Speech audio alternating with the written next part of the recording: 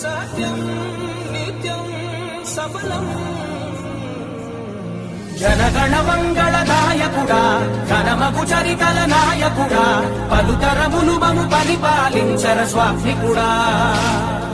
నవయుగ మేధో సైనికుడా సమయము తెలియని సేవకుడా యువన వ్యాంధ్రకు ప్రగతిని చూపర సాధకుడా వైతాళికుడా